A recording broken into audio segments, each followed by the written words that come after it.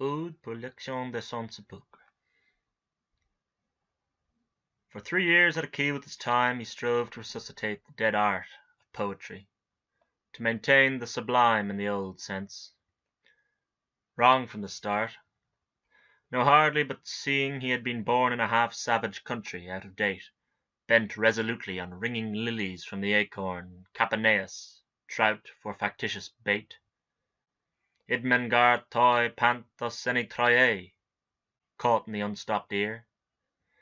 Giving the rocks small leeway, the chopped seas held him, therefore, that year. His true Penelope was Flaubert. He fished by obstinate isles, regarded the elegance of Circe's hair rather than the mottos on sundials. Unaffected by the march of events, he passed from men's memory in l'an 31e des sonnages. The case presents no adjunct to the muse's diadem. The age demanded an image of its accelerated grimace, something for the modern stage, not at any rate an Attic grace. No, not certainly the obscure reveries of the inward gaze. Better mendacities than the classics in paraphrase. The age demanded, chiefly, a mould and plaster, made with no loss of time, a prose kinema, not assuredly alabaster or the sculpture of rhyme. The tea-rose, tea-gown, etc. supplants the mousseline of Kos. The pianola replaces Sappho's barbitos. Christ follows Dionysus, phallic and ambrosial, made way for macerations. Caliban casts out Ariel. All things are a-flowing, sage Heraclitus says, but a tawdry cheapness shall outlast our days. Even the Christian beauty defects after Samothrace. We see Toucalan decreed in the marketplace. Fawn's flesh is not to us, nor the saint's vision. We have the press for wafer, franchise for circumcision. All men in law are equals, free of Pisistratus. We choose a knave or an eunuch to rule over us. Bright Apollo, Tinandra, Tinua, Tinatheon. What god, man, or hero shall I place a tin wreath upon? These fought in any case, and some believing pro domo in any case. Some quick to arm, some for adventure, some from fear of weakness, some from fear of censure. Some for love of slaughter in imagination, learning later, some in fear, learning love of slaughter. Died some pro patria, non dulce, non et decor. Walked eye deep in hell, believing in old men's lies, then unbelieving, came home. Home to a lie, home to many deceits, home to old lies and new infamy, usury, age old and age thick, and liars in public places. Daring as never before, wastage as never before. Young blood and high blood, fair cheeks and fine bodies. Fortitude as never before. Frankness as never before, disillusions as never told in the old days, hysterias, trench confessions, laughter out of dead bellies. There died a myriad, and of the best among them. For an old bitch gone in the teeth, for a botched civilization. Charm, smiling at the good mouth, quick eyes gone under earth's lid. For too gross of broken statues, for a few thousand battered books. You gluck. Gladstone was still respected when John Ruskin produced King's Treasuries. Swinburne and Rossetti still abused. Fetid Buchanan lifted up his voice when that fawn's head of hers became a pastime for painterers and adulterers. The Burne-Jones cartons have preserved her eyes. Still at the Tate they teach Cafetua to rhapsodize. Thin, like brook water, with a vacant gaze, the English Rubaiyat was still born in those days. The thin, clear gaze, the same, still darts out, fawn-like from the half-ruined face, questing and passive. Ah, poor Jenny's case. bewildered that a world shows no surprise at her last Maquero's adulteries. Siena mi fe, disfacemi marema. Among the pickled fetuses and bottled bones engaged in perfecting the catalogue, I found the last scion of the senatorial families of Strasbourg, Monsieur Verroc. For 2 hours he talked of Galifet, of Dawson, and the Rhymers' Club. He told me how Johnson, Lionel, died falling from a high stool in a pub, but showed no trace of alcohol at the autopsy, privately performed, tissue preserved. The pure mind arose toward Newman as the whiskey warmed. Dawson found harlots cheaper than hotels, Headlam for uplift, image impartially imbued, with rapture for Bacchus, Terpsichore, and the church. So spoke the author of the Dorian Mood. Monsieur Varrogue, out of step with the decade, detached from his contemporaries, neglected by the young because of these reveries. Breadbound. The sky-like limpid eyes, the circular infant's face, the stiffness from spats to collar, never relaxing into grace. The heavy memories of Horeb Sinai and the 40 years, showed only when the daylight fell, level across the face of Brenbaum the impeccable. Mr. Nixon. In the cream-gilded cabin of a steam yacht, Mr. Nixon advised me kindly to advance, with fewer dangers of delay. Consider carefully the reviewer. I was as poor as you are when I began. I got, of course, advance on my royalties, 50 at first, said Mr. Nixon.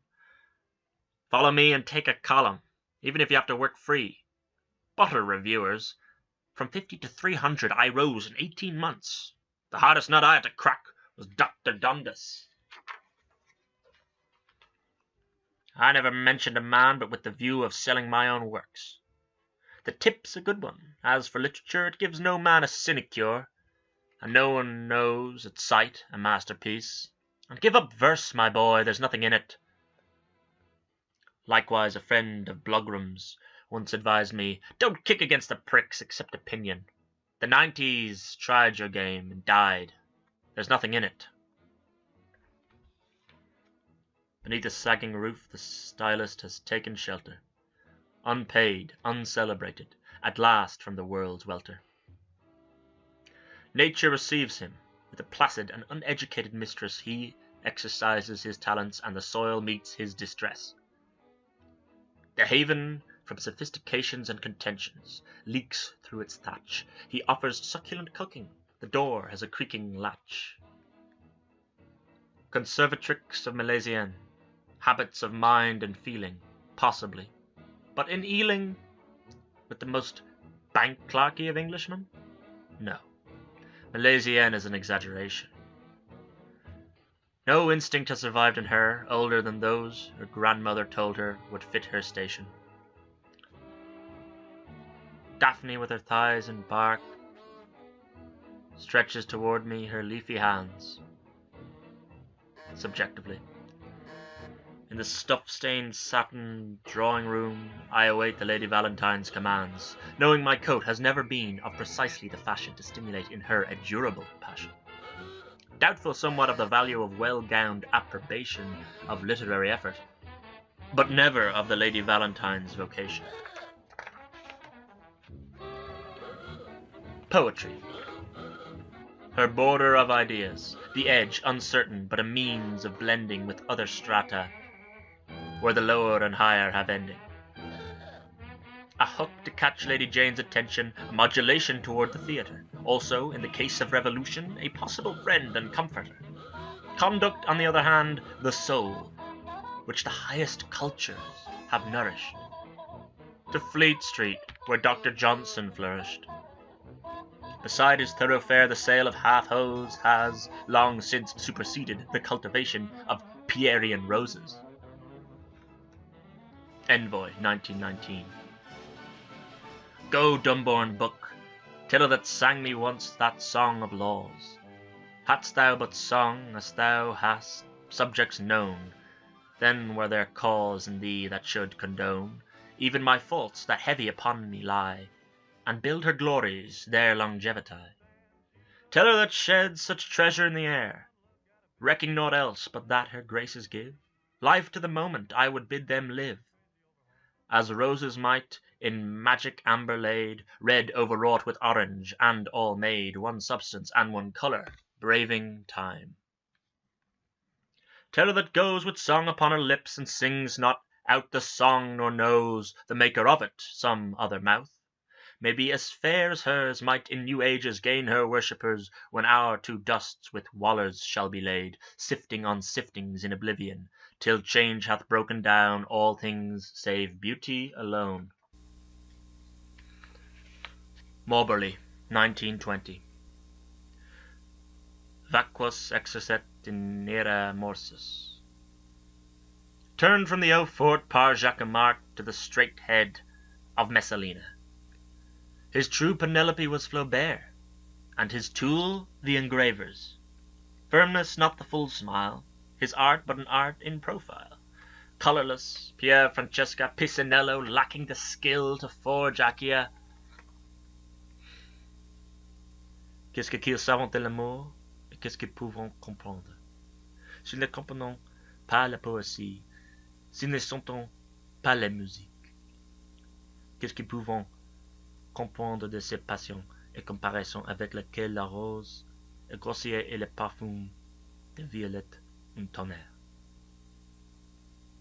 For 3 years Diabolus in the scale, he drank ambrosia, all passes Ananke prevails, came end at last to that Arcadia. He had moved amid her phantasmagoria, amid her galaxies, noctos agalma, drifted precipitate, asking time to be rid of his bewilderment, to designate his new-found orchid, to be certain amid aerial flowers, time for arrangements, drifted on to the final estrangement, unable in the supervening blankness to shift, to sift, to agathon from the chaff, until he found his sieve, ultimately his seismograph. Given that is his fundamental passion, this urge to convey the relation of eyelid and cheekbone by verbal manifestation. To present the series of curious heads in medallion, he had passed inconscient full gaze the wide-banded irides and Botticellian sprays implied in their diastasis, which anaesthesis noted a year late, and Wade revealed his great effect, orchid mandate of Eros a retrospect. Mouths biting empty air, the still stone dogs caught in metamorphosis war, left him as epilogues. The age demanded. For this agility chance found him of all men unfit as the red-beaked steeds of the Cytherean for a chain bit. The glow of porcelain brought no reforming sense to his perception of the social inconsequence. Thus, if her colour came against his gaze, tempered as if it were though a perfect glaze, he made no immediate application of this to relation of the state. To the individual, the month was more temperate, because this beauty had been. The coral isle, the lion-coloured sand, burst in upon the porcelain reverie, impetuous, troubling of his imagery. Mildness amid the neo-Nietzschean clatter, his sense of graduations quite out of place amid the resistance to current exacerbations. Invitation, mere invitation to perceptivity, gradually led him to the isolation which these present place, under a more tolerant, perhaps, examination. By constant elimination, the manifest universe yielded an armour against utter consternation. A Minoan undulation, seen, we admit, amid ambrosial circumstance, strengthened him against the discouraging doctrine of chances. And his desire for survival, faint in the most strenuous moods, became an Olympian apathean in the presence of selected perceptions. A pale gold in the aforesaid pattern, the unexpected palms, destroying certainly the artist's urge, left him delighted with the imaginary audition of the phantasmal sea surge. Incapable of the least utterance or composition, emendation, conservation of the better tradition, refinement of medium, elimination of superfluities, august attraction or concentration. Nothing, in brief, but maudlin confession, in response to human aggression, amid the precipitation down-float of insubstantial mamma, lifting the faint susurrus of his subjective hosanna, ultimate affronts to human redundancies, none on a steam of self-styled his betters, leading, as he well knew, to his final exclusion from the world of letters. Scattered Moloccas, not knowing day to day the first day's end in the next noon, the placid water unbroken by simoon, thick foliage placid beneath warm suns, torn foreshores washed in the cobalt of oblivions, or through dawn mist the grey and rose of the juridical flamingos, a consciousness disjunct being but this overblotted series of intermittences, coracle of Pacific voyages, the unforecasted beach. Then on an oar read this: I was, and I no more exist. Here drifted a hedonist. Medallion. Luinian porcelain. The grand piano utters a profane protest with her clear soprano. The sleek head emerges from the gold-yellow frock as Anadyomene in the opening pages of Reinach. Honey red, closing the face oval, a basketwork of braids which seem as if they were spun in King Minos's hall from metal or intractable amber. The face oval beneath the glaze, bright in its suave bounding line as, beneath half-watt rays, the eyes turn topaz.